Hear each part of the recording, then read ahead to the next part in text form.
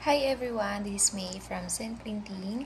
And po guys, gagawa po tayo ng calendars using the Fuji Xerox machine copier 7835 and binding. So ipapakita ko sa inyo guys kung ano yung machine ang gagamitin ko.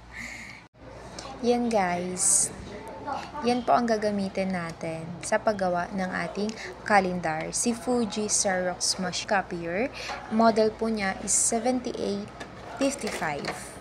Ayan. And then, ito din po yung binding na gagamitin natin sa pagbabind ng ating calendars at